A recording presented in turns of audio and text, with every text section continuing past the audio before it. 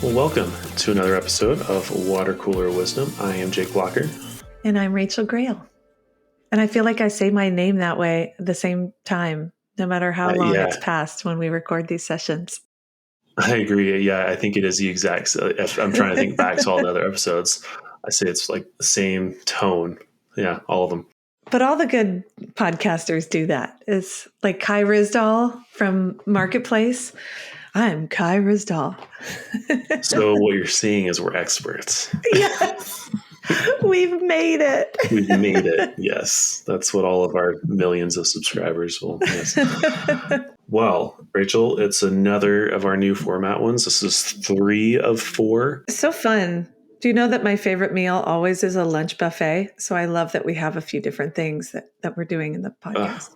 Lunch buffet, yeah. Yeah, just a little bit of this, a little bit of that. It's just so satisfying. Yeah. Well, this one isn't new necessarily. We've done this before. We're just kind of like stapling it as one of the formats that we're using. So we have at International Associates, we do a lot of webinars. All of it, check them out. Go to our website and check out our latest webinar. But we always ask for questions in advance, and we have literally hundreds of questions. We get so many great questions from our collaborators, our participants. So many, so much that I was able to create a total of 16 episodes for our Q&As just so far. And I still have enough for at least about 25 more episodes. So we got plenty of content for a very long time. And these are such great questions. They deserve to be answered. They deserve some airtime. Absolutely. So if you are someone who attends our webinar or webinars and asks questions, please continue to ask questions because we will be answering them. And if you as a listener have questions, submit them. It doesn't have to be through a webinar. Just send them right to us. Send them our way. All right, Rachael. Are you ready to hop into these questions? I'm excited. Yeah. So we've themed all of our questions. We've organized them into general themes. And this first one is on trust and collaboration. So the first question, how can we stay focused on authentic listening when the conversation gets tense? Way to kick it off with a banger. I want to say on the front end, I'm always doing preventions, caveats here, because we are trying to keep these succinct so that you can listen to them when you're on the way to the grocery store. I may not give you an exhaustive, thesis on trust and collaboration. We know this is a deep well, but I do want to be able to touch in on one or two things for each of these questions. So I think this is a great one. How do we stay focused on authentic listening when the conversation gets tense? I mean, this is exactly the great place to start because we know that our brains are hardwired to scan for threats. Mm-hmm. We also know that even though there isn't a tiger in the room with us, is the often used analogy, our brains don't necessarily know that. So how do we stay in a place where we can actually listen, actually collaborate with people when we're getting triggered? So really, the first thing is to just understand that this is going to happen. This is bound to happen. A lot of us have different responses to conflict or what we perceive as conflict. That's based on just who we are, our personalities, our biographies, the power dynamics of the situation that we may be in, the way that we want to protect our jobs, our security in various ways. So there's all kinds of stuff that's going to be flooding your intellectual system, your physical system. Recognizing that that's the reality, that's what we're hardwired to do is a great first step, because then we can know, okay, this is to be expected. This is happening. I'm not going crazy. I don't have to go into this like reaction. The best thing that we can do is take a beat and try to have a response rather than a reaction. Mm-hmm. And so I think one of the first things to do for that is to just know that that's going to happen. This is like baseline EQ, having an awareness. What's going on with me? How do I manage myself? What's going on with the other person so that I can listen to them? So noticing that it's happening and then doing some kind of moderating activity, some deep breaths, some moment of recognition that the reaction, the trigger has occurred, Hmm. so that you can recognize maybe I need to take my own temperature down a notch. Breathing is the thing that lots of people say to do. I think there's lots of other things you can do to get curious where you just have a moment of mindfulness. One thing I like to do is just rub my fingers together ever so gently and try to Hmm. focus in on the physical sensation of that. That gets the brain out of this reactive state and into kind of a more mindful moment. So there's that whole physical piece. Do what works for you for that. I'm sure you've been exposed to ways to calm yourself down, but that's the first thing to do. Yeah. The next thing is to go into, once we've managed the physical response, we need to understand the intellectual trigger response. The intellectual trigger response is the way that our minds make meaning out of things. And if you haven't studied the ladder of inference, go check it out. It's a It great one. lays out, oh, it's so brilliant. It's just like that we make assumptions based on the filters that we have, and we just like boop, boop, boop, boop. We come to conclusions really quickly, and then Hmm. we respond, and that doesn't allow us to have authentic listening. So recognizing, oh, I might be making some assumptions here. I Hmm. might be assuming that this person means this or wants that or is demanding this. And so checking our assumptions and then trying to get into a place where we can be curious rather than judgmental. Yeah. The filters thing is something that resonates with me, and it's something we talked about in some of our training too. That was stuck with me. I remember specifically during the training we were asked to list out what are your filters. What do you Yeah. see as your filters? What's something that and by that is like everything that you interact with that comes to you goes through your filter, whatever that is. White male living in middle class, that's me Right. plus many other filters. And I'd even challenge other people to do that for themselves. Like, don't wait until a situation happens to do this. Do this in advance, like on your own. You don't need to share this with anyone. This is just a self check of what are my filters? What are things that my brain has to process through to actually get, so I know what they are. So when I face this tense situation, I know why that's happening and I can recognize Yeah. it. Yeah, I love that. And I think that's a great call to action. It all happens really fast. It does. So sometimes you can't do it in the moment really Mhm. as good as you'd like to. And you need to, when you're getting a habit, you can do it retroactively and think, oh, what was that? Well, how did I make that assumption? Where was I making an assumption? But also, if you know you're going into a conversation that could get tense, you can Mm, think about what are the filters? What are the power dynamics? What might I be assuming about what I think this person is going to want or is going to say? We kind of know a lot about how we're entering a conversation, and it can be yeah. really important to check on that on the front end as well. Yeah. I would, yeah. The only thing I'm not push, this isn't pushback. This is something I recognize for myself, that and I've done that. I know who I'm meeting with. I know all of this. Sometimes I'll go to the point of over preparation, and it is more damaging than helpful. And so I basically script it instead of just kind of an awareness of what I'm doing, the script. And then when it goes off script, I am not ready in any way. So just be cautious of how much you think That's before, a just good from call a out. warning sign from someone who's dealt with that in the past. Oh, full disclosure, my ex-boyfriend used to say that. I feel like everything when we have a hard talk, it's like perfectly prepared. And I was like, well, I'm just trying my best. I mean, that is, Yeah. yeah, I do the same thing. It's part of my personality. I've talked to therapists about that, of just the overthinking. I have to Yeah. watch myself from the overthinking. And, here's the like, if all else fails, and the bare minimum that you can do is focus on asking questions Hmm. from an open place. Like, make understanding the other person your primary priority.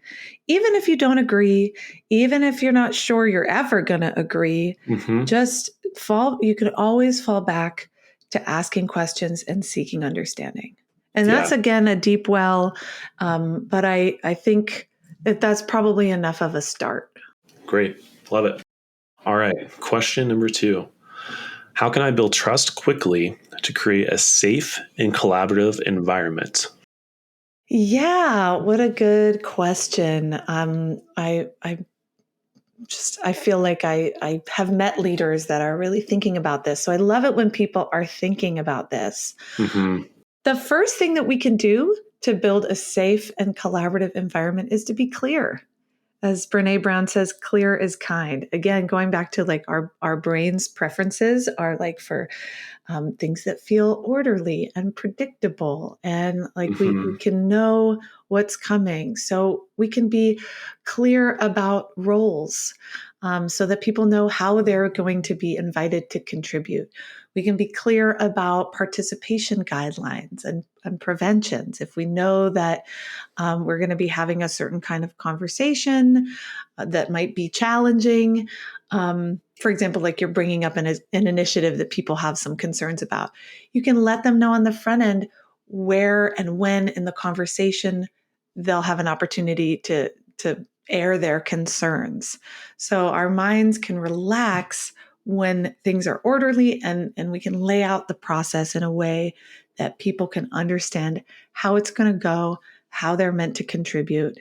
And Mm-hmm. then, and I think also in part of that is being willing to, if you're trying to be the one to hold the environment, like you're the leader of the meeting or you're the facilitator of the meeting, whether it's a one-on-one or a more complex meeting, to have as part of those roles a clear, dedicated facilitator. Mm. Someone who isn't necessarily responsible for the decision and isn't necessarily the subject matter expert, but someone says, I will be managing the process.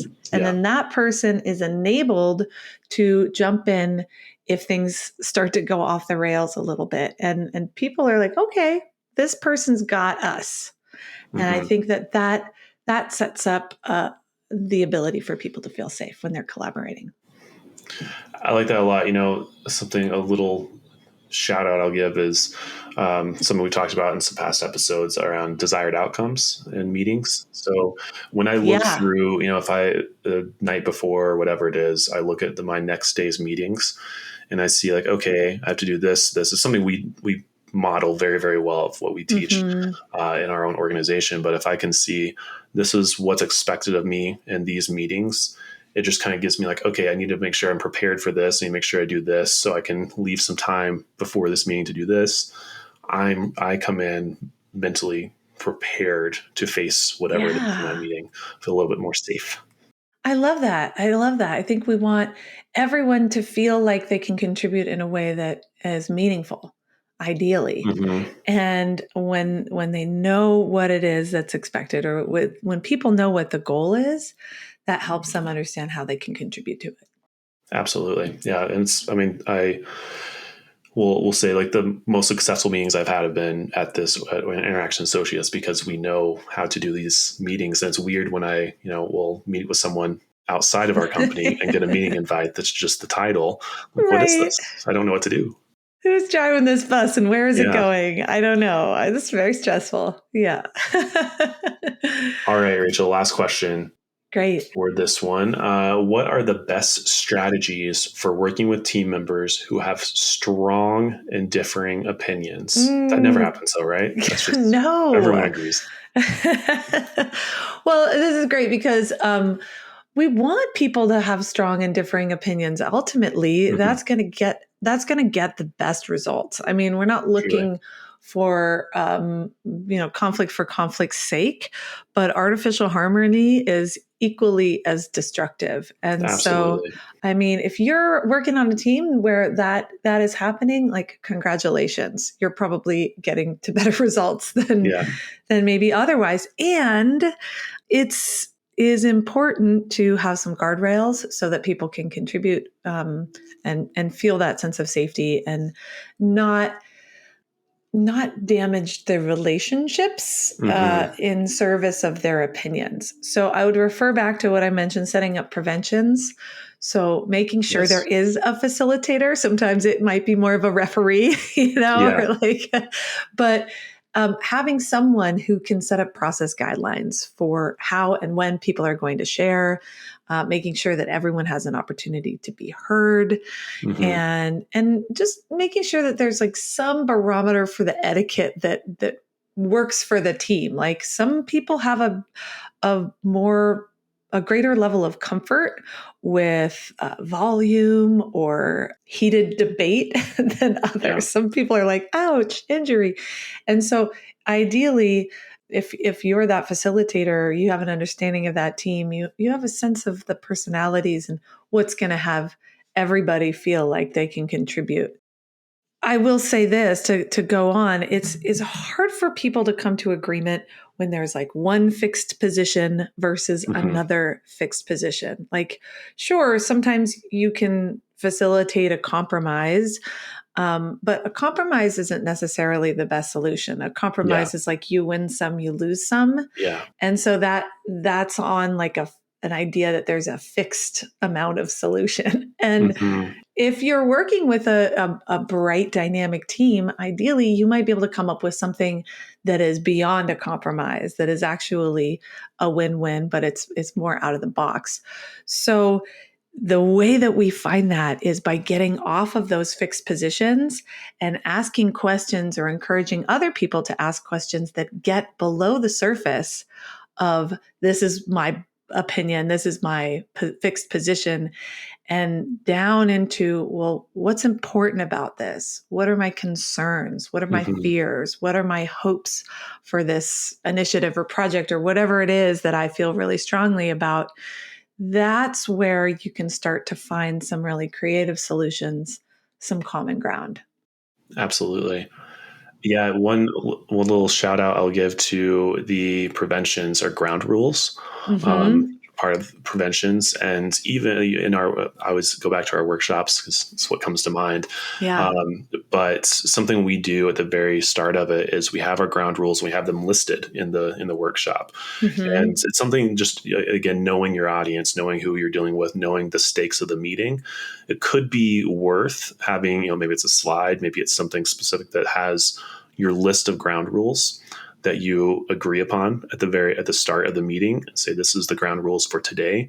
Maybe it's like we're going to hear out everyone's opinions or Yeah. whatever those need to be, and making sure everyone agrees to it. Build agreement, refer to an older episode, another episode for Nice that, but plug. build those agreements with them. And then during the meeting, if it starts to get tense, there starts to be something that people are getting uncomfortable, refer back, say, hey, remember Yeah. these ground rules, we set this at the beginning, so let's be respectful of that, and then go on.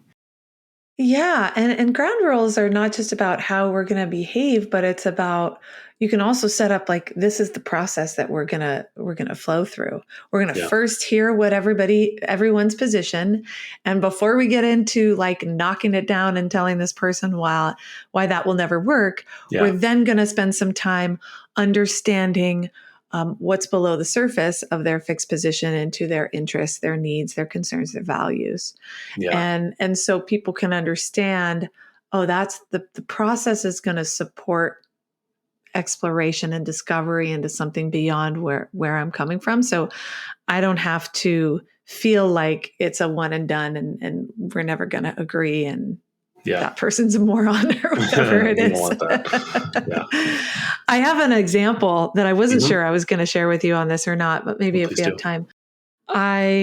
We were recently, we're in an election year. We Mm-hmm. recently had an election.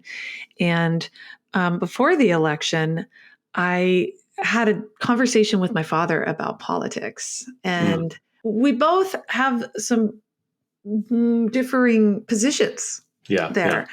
And really, really intense, right? And I've got so many reasons why my position to me feels like the right position.